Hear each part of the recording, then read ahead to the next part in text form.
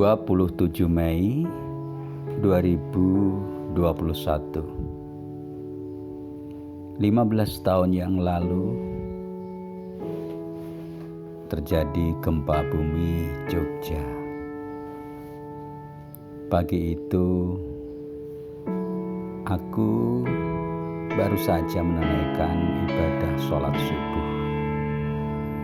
Aku yang biasanya langsung pergi ke kamar mandi setelah sholat subuh, pagi itu aku berbeda dengan biasanya. Aku sengaja duduk menemani anakku menonton TV. Selang sekitar 2 menit, tiba-tiba ada guncangan yang begitu hebat. Kami segera sadar bahwa itu adalah gempa bumi. Maka kurai anakku, akan segera kugendong dan lari. Namun jangankan berlari, untuk berdiri pun kami terasa susah. Goyangan itu begitu kencang dan kuat, sehingga kami pun tak mampu berlari, bahkan justru jatuh terduduk. Kupangku dan kupeluk anakku sambil kulindungi dengan tubuhku.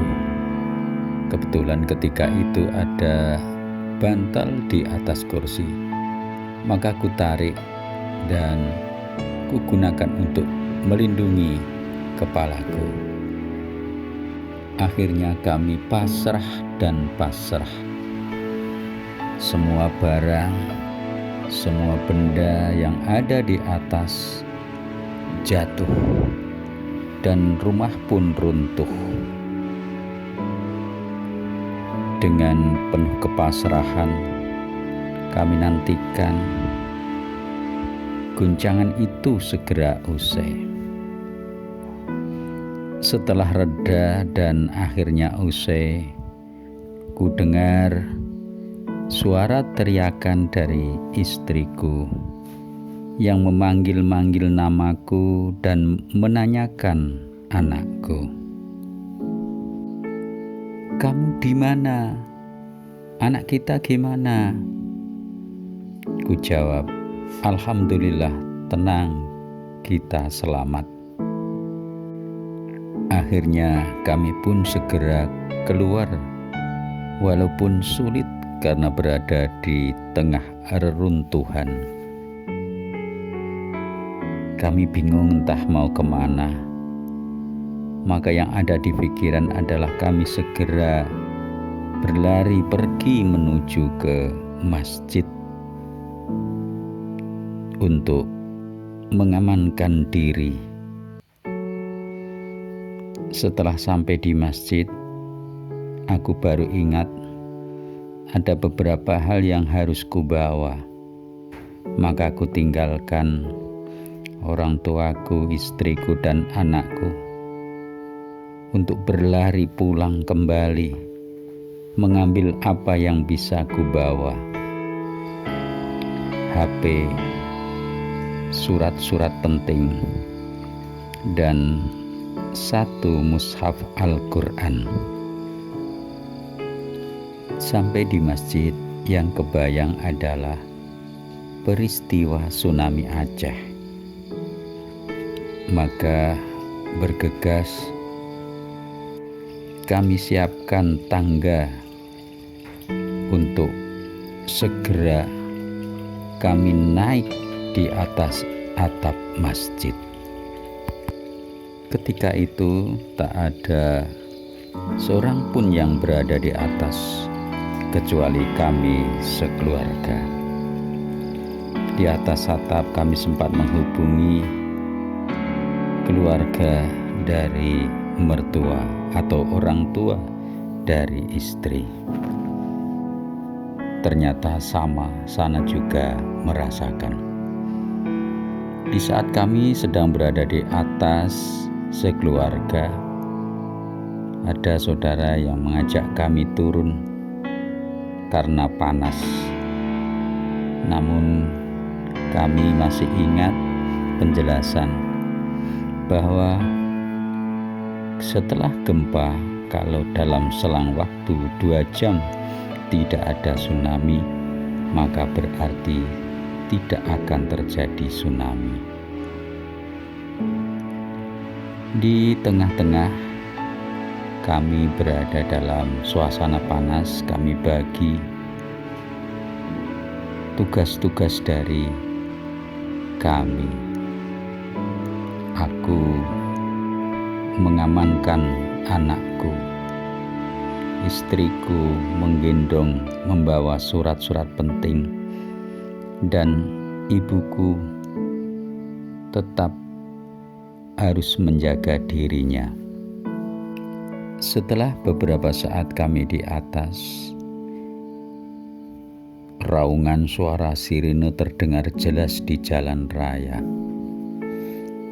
Sebab rumah yang ada di kampungku sekitar hanya 3 rumah yang masih tetap berdiri, sehingga suara dari jalan Parangtritis jelas kami dengar, terlebih kami berada di atap masjid. Tiba-tiba terdengar suara jeritan, "Tsunami, tsunami, tsunami." Maka kami pun menjadi semakin panik. Sempat kami tanyakan, "Air sampai di mana?" Ada yang menjawab, "Sudah sampai jembatan Kretek." Masya Allah. Betapa hancurnya hati kami, terlebih istri kami, karena jembatan Kretek itu tinggal 5 kilo dari tempat kami, dan terbayang rumah mertua hanya 2,5 kilo dari bibir pantai. Istriku pun menangis, maka hanya bisa aku sampaikan padanya, kita berdoa kepada Allah semoga mereka selamat. Semua Allah yang menghendaki dan menentukan. Setelah ditunggu beberapa saat, beberapa lama, akhirnya alhamdulillah tsunami tidak terjadi dan orang pun satu persatu turun. Tinggal kami sengaja menantikan sampai 2 jam. Setelah 2 jam, kami pun bergeser karena tidak ada teman lagi di situ. Kami bergeser menuju arah ke Jalan Parangtritis karena ada kabar bahwa kami akan diungsikan. Takut terjadi gempa susulan yang disertai dengan tsunami. Kami berjalan dan di tengah perjalanan kami terhenti, disadarkan oleh orang yang ada di sekitar situ bahwa sudahlah, di sini saja. Akhirnya kami putuskan, kami berempat berhenti di situ. Agar lebih aman, kami pun tinggal di bawah pohon pisang. Hari itu benar-benar mencekam. Di saat kami sudah mulai tenang, terdengar suara rumah runtuh. Kami pun kaget. Setiap ada suara gelegar, nyali kami pun menjadi ciut. Karena sehabis suara gelegar biasanya disertai dengan goncangan. Waktu beranjak siang dan kami baru sadar bahwa perut kami sudah kosong. Kami tak punya apa-apa, tak sempat sarapan pagi karena saat kami memasak pun masakan yang ada sudah ditimpa oleh reruntuhan. ada hanya 2 bungkus roti yang kebetulan di saat itu kami sehari sebelumnya mendatangi orang hajatan. Kami punya 3 roti, yang 2 sudah kami makan bersama-sama, dan tinggal 1 roti yang belum kami makan. Kami berpikir nanti mau makan apa. Sengaja kami sisakan karena anak kami masih kecil, dengan harapan nanti bisa dimakannya. Sekitar pukul 13 siang, akhirnya ada juga orang yang menghampiri kami, mengajak kami ke posko untuk sekedar makan.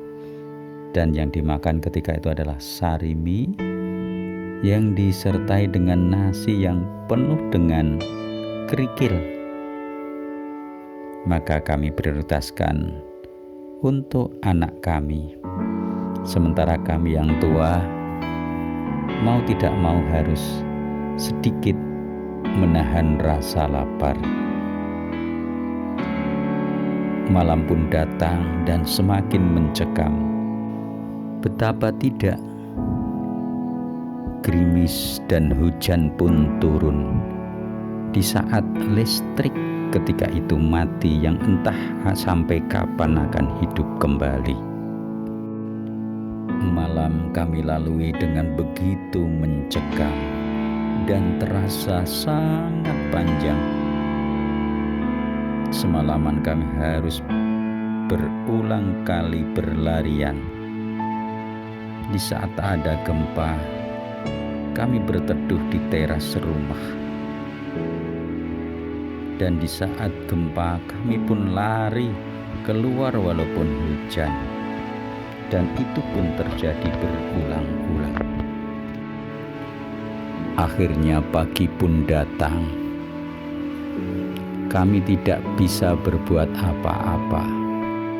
Kami tengok rumah kami dan juga tetangga kami, semua porak-poranda dan sulit untuk mengambil barang-barang yang ada di dalamnya. Sekitar pukul 11, tiba-tiba datang bapak mertua kami, yang kebetulan ketika itu beliau sedang manasik haji di kabupaten. Namun hari itu manasik ditiadakan karena terjadi gempa. Mertua kami berangkat karena kebetulan meskipun terjadi gempa, tapi di daerah mertua kami tidak begitu berekses, hanya menyebabkan rengkan-rengkan rumah belakang. Ketika datang dan melihat rumah kami, maka tangisku pun pecah di saat itu. Tangis yang sudah lama aku pendam selama seharian, karena aku berada di orang-orang yang aku anggap jangan sampai melihat tangisku, ibuku, istriku, dan juga anakku. Di saat mertua ini datang, pecahlah sudah, dan rasanya dada ini menjadi longgar. Akhirnya bapak mertua pun pulang. Dan setelah zuhur, bapak mertua bersama saudara-saudaranya datang untuk mengevakuasi barang-barang yang mungkin bisa diselamatkan. Namun berhubung begitu parah keadaan yang ada, maka niat itu diurungkan. Yang terpenting adalah bagaimana kami sekeluarga bisa mengamankan diri jauh dari hujan dan bisa hidup tenang. Kami diajak untuk pulang ke tempat mertua. Tapi bagi kami yang sudah trauma dan ketakutan, ajakan itu kami tolak. Dan akhirnya ditemukan alternatif. Kami pergi mengungsi di Kecamatan Kasihan yang kebetulan bapak dan ibu mertua telah membuat rumah yang dijadikan tempat kos di sana. Akhirnya beberapa minggu kami tinggal di sana, meskipun kami belum berani tidur di kamar. Di hari ketiga, kalau tidak salah, kakak-kakakku baik yang dari Jakarta maupun Lampung beserta kakak iparku datang. Mereka pun juga ikut tinggal di Kasihan. Hanya di setiap pagi kami pergi menengok ke rumah untuk merapikan keadaan yang ada. Memang begitu parah, sampai kendaraan sepeda motor kami pun baru bisa diambil di hari Minggu ataupun di hari kedua. Saya tidak bisa bayangkan seandainya ketika itu kami lari maju ke depan, mungkin kami bisa tertimbun beserta sepeda kami. Yang jelas apa yang Allah berikan, Allah gariskan sangatlah tepat dan pas bagi kami. Sebagaimana logika, kalau toh Allah ketika itu hendak mencabut nyawa kami, tentulah begitu mudah. Namun karena Allah belum menghendaki, dari reruntuhan rumah yang ada masih tersisa untuk kami sekitar 1 meter. Ada kursi yang bergeser di dekat kami dan ada triplek di atas kursi tadi, sehingga mampu sebagai sarana pelindung diri dari jatuhnya benda-benda di atas. Meskipun lengan kanan ini sempat terserempet kayu balok yang jatuh. Di akhir final dari kampung kami yang begitu kecil, akhirnya 12 orang meninggal dunia. Sebuah kesimpulan, kalau Allah menghendaki sesuatu, maka tiada daya dan upaya kecuali hanya Allah yang mampu dan memilikinya. Kalau Allah menghendaki hidup, maka banyak cara dan jalan Allah berikan. Dan kalau Allah menghendaki mati, maka begitu mudah jalan yang Allah berikan. Di sisi lain, kita juga jadi sadar, sampai seberapapun kita merasa kuasa, namun semuanya tiada artinya bagi Allah Subhanahu wa Ta'ala. Tiada kata, hanya syukur kita panjatkan pada Allah.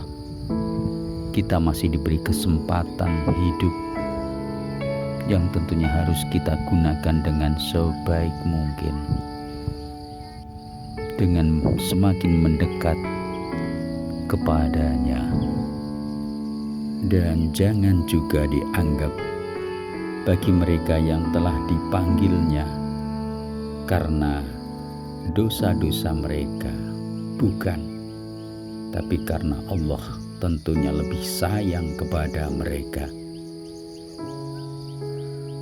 Semoga semua bermanfaat dan Allah senantiasa menuntun kita ke jalannya, sehingga kita, keluarga kita, zuriat kita selamat dan bahagia di dunia dan akhirat. Terima kasih. Gempa pengingat yang kuasa. Assalamualaikum warahmatullahi wabarakatuh.